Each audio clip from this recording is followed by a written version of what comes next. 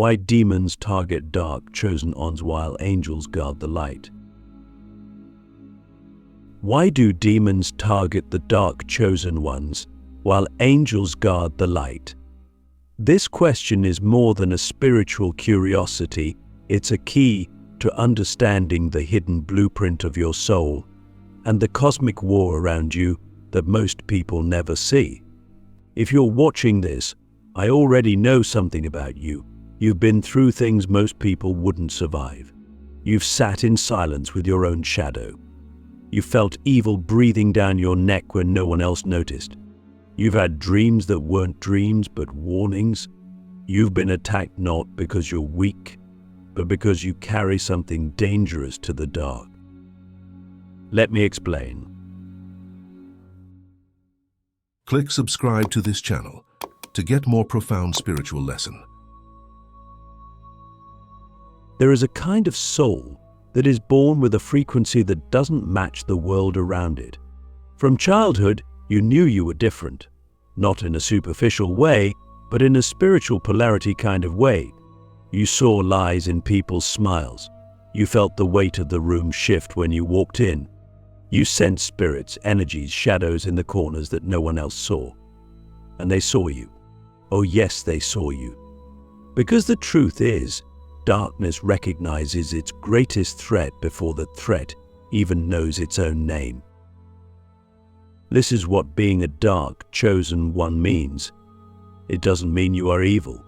It means you were born into shadow trauma, dysfunction, despair, not because you are cursed, but because you are called. The darkness was your training ground. It was the forge that shaped your sensitivity into spiritual sight.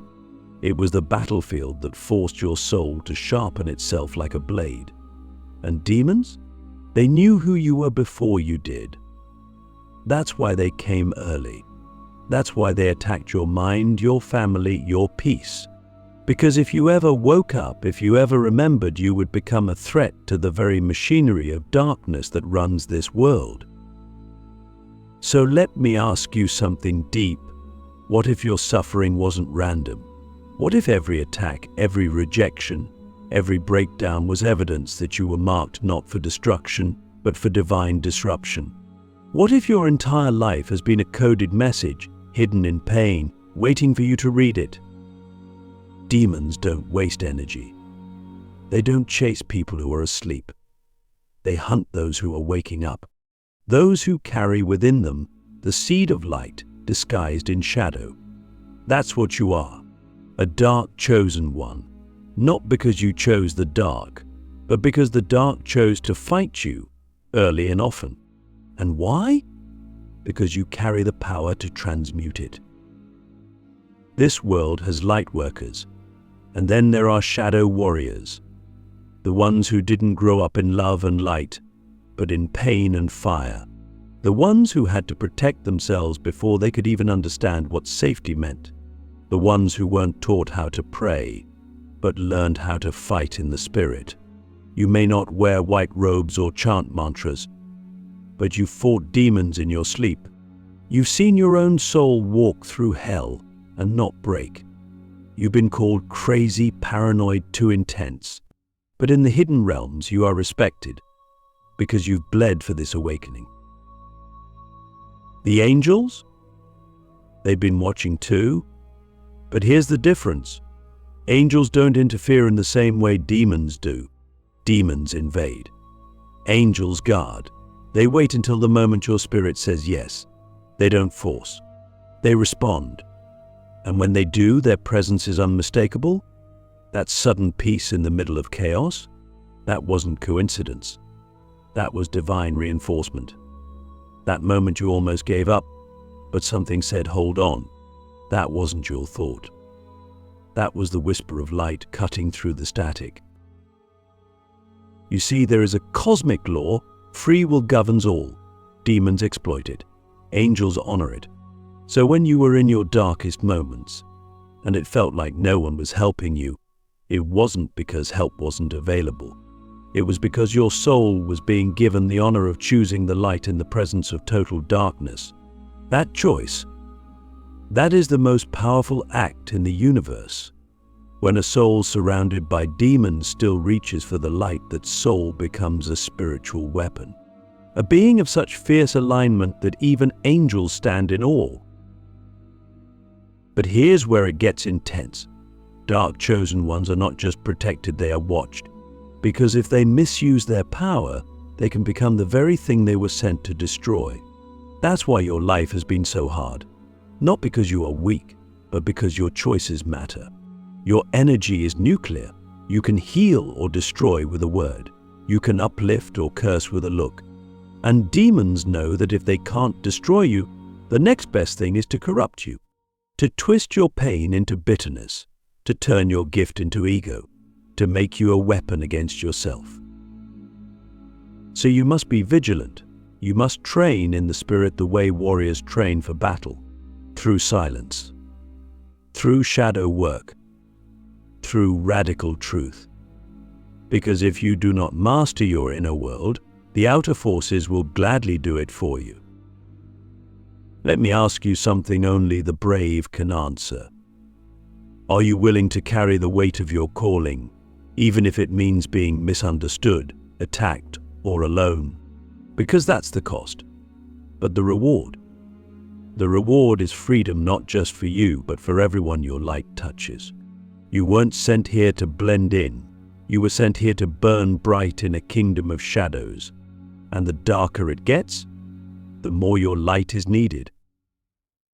So when the attacks come, and they will remember this, the pressure you're feeling is not proof of your failure. It's proof of your potential. The enemy doesn't waste bullets on empty souls. If you're under fire, it's because you're carrying something sacred. And if you hold on, if you endure, that sacred thing will awaken. And once it does, you will never see yourself the same way again. You are not here to be safe. You are here to be sovereign. You are not here to be liked. You are here to be lit. You are not here to survive. You are here to shift timelines. This is not just your story. This is your summoning. When the light hides in shadow, the secret purpose of spiritual ambush. Have you ever felt like the more good you try to do, the more chaos finds you? Like the moment you start to rise, the ground beneath you crumbles. That's not coincidence. That's not bad luck. That's spiritual ambush. And it happens to the dark, chosen ones for one reason only, because the universe is testing whether your light has roots, or if it's just a flicker that can be blown out. You see, when the light is obvious, everyone praises it. But when the light hides in shadow, when it's buried beneath pain, trauma, rage, and confusion, that's when it becomes dangerous to the dark forces. Because that hidden light, that's the kind of light that doesn't just illuminate, it transforms. It disrupts. It burns through illusion. And anything that powerful must be ambushed before it understands its purpose. Spiritual ambush is not just about dark energy attacking you. It's about life creating the perfect storm to reveal who you really are. You're betrayed by the people you trusted.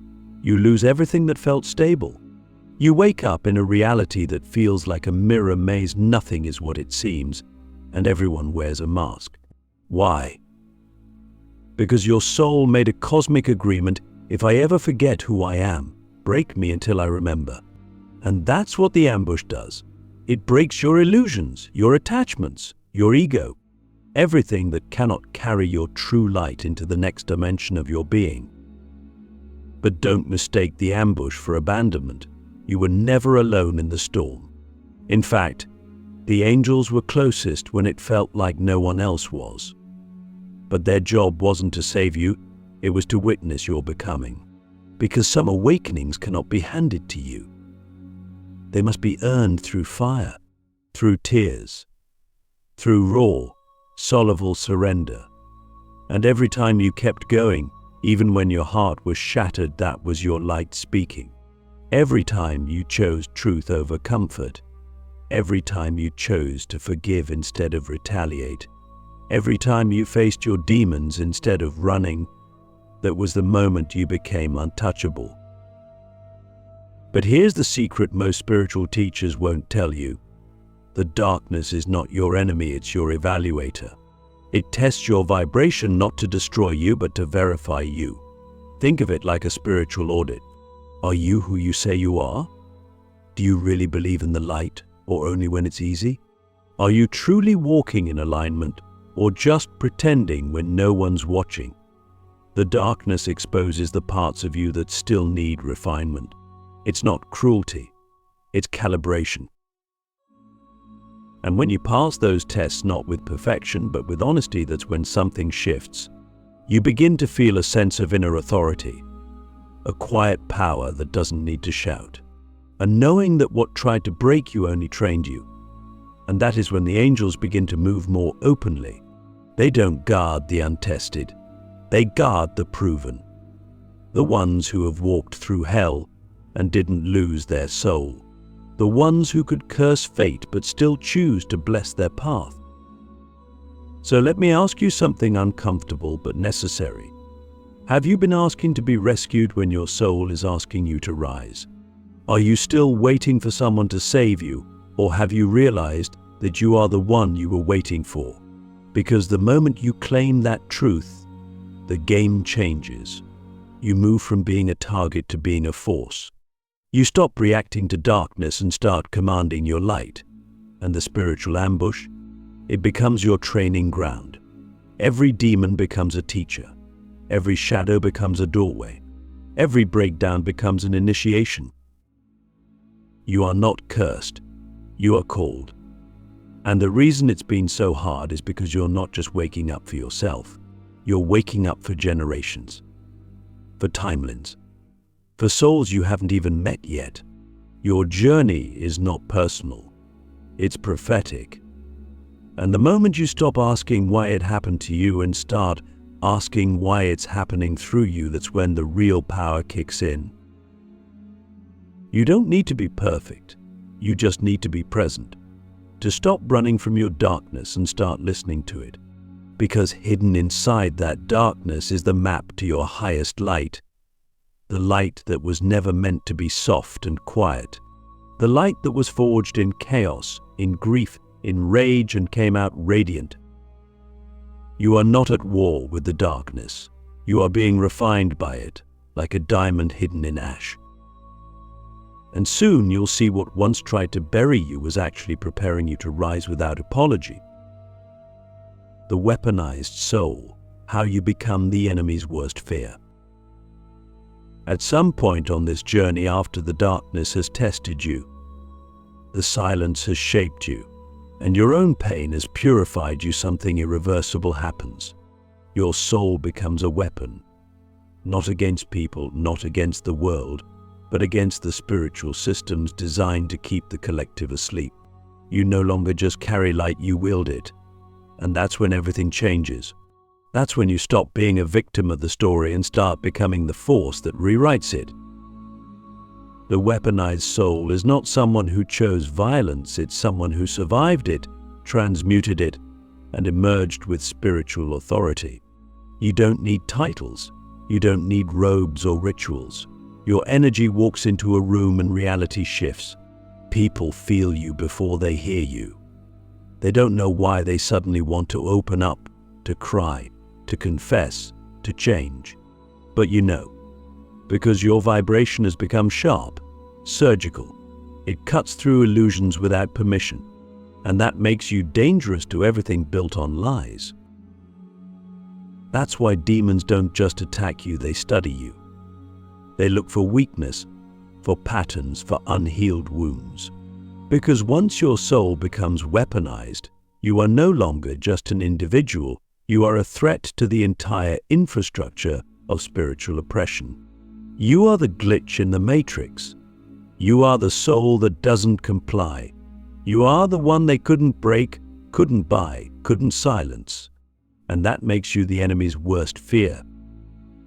But here's the part no one tells you: with power comes precision. The more potent your energy becomes, the more disciplined your choices must be. Because when your soul is a weapon, even your silence carries weight. Even your thoughts manifest. even your presence convicts. This is why the enemy doesn't just try to destroy you, it tries to distract you. With drama, with doubt, with the illusion of comfort. Because if it can't defeat you, it will try to deactivate you. Have you noticed how, just when you're about to level up, something tries to pull you back into old cycles? That's not random, that's strategic. Because the moment you embody your full spiritual capacity, you become a living portal, one that others walk through to find their own awakening. And the enemy can't afford that. Not now. Not when the world is on the edge of a mass remembering. So what do? We train. Like spiritual warriors, we meditate until our thoughts obey us. We forgive until our hearts are clear. We speak truth even when it costs us everything. We don't chase light, we become it. And when the attacks come, and they will, we don't panic. We smile, because we know what they mean. An attack is often just a confirmation of alignment. They don't shoot arrows at empty thrones. You've been through too much to still be playing small. You've cried too many sacred tears to still doubt your role. You don't need permission to rise. You need remembrance. Remember who you are. Remember what you've overcome. Remember the nights you didn't think you'd make it, and still, you're here. Breathing, watching this, feeling that inner fire start to glow again. That's not coincidence. That's activation. So let me ask you, what would happen if you stopped apologizing for your power? What would happen if you stopped shrinking in the presence of people who fear your truth? What would happen if you finally owned the fact that you didn't just survive the darkness, you mastered it? Because that's what the weaponized soul is. It's not someone who avoids the dark. It's someone who walks through it with their light still intact. Someone who was targeted, tested, and trained by the very forces trying to stop them, and came out not just wiser but wilder, not broken, but born again. And now you have a choice. You can keep pretending you're just another person trying to get by, or you can step fully into the truth. You are a weapon of light, forged in spiritual fire. And you were never meant to be silent. The final reckoning, living as the light that darkness can't touch. There comes a moment in every chosen one's journey when the war outside becomes quiet, not because the world has changed, but because you have. The chaos that used to shake you now feels like distant noise. The triggers that used to control you dissolve into power. And the darkness that once chased you now steps aside, not because it's gone, but because it knows you are no longer touchable. This is the final reckoning, not a battle, a becoming. The moment when you stop reacting to the lower frequencies and start radiating a field so strong, so stable, that demons don't even try to enter.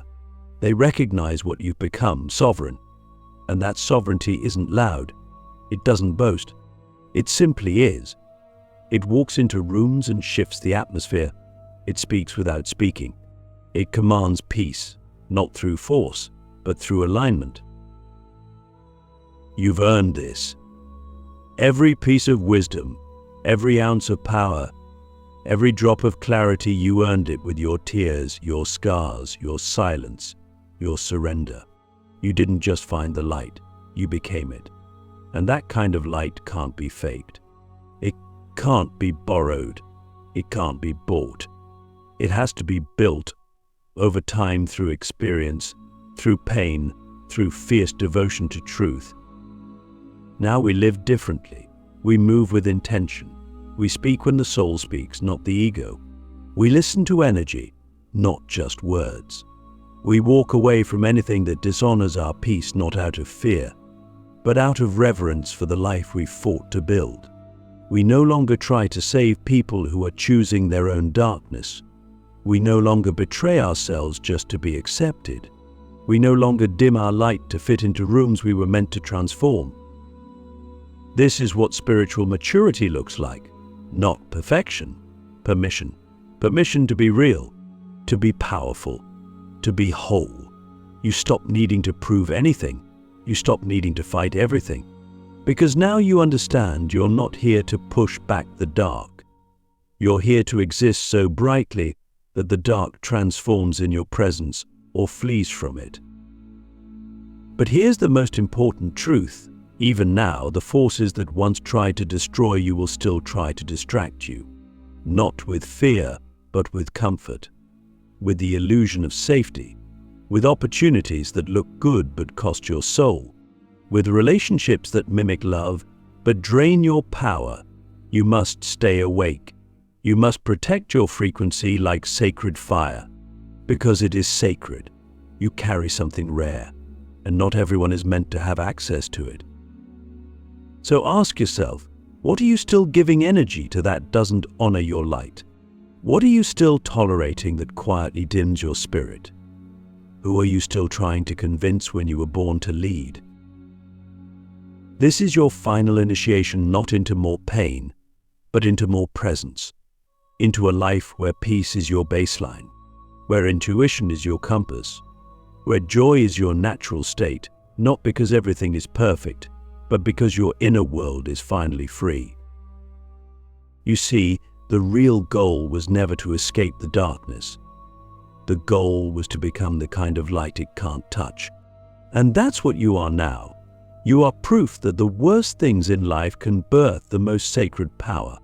You are living evidence that demons may attack, but they cannot own you.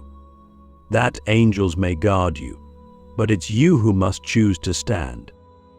And you did. Now walk like it. Because the world is waiting for the version of you that no longer hides, no longer doubts, no longer waits for permission. The version of you that remembers not just who you are, but why you were sent here.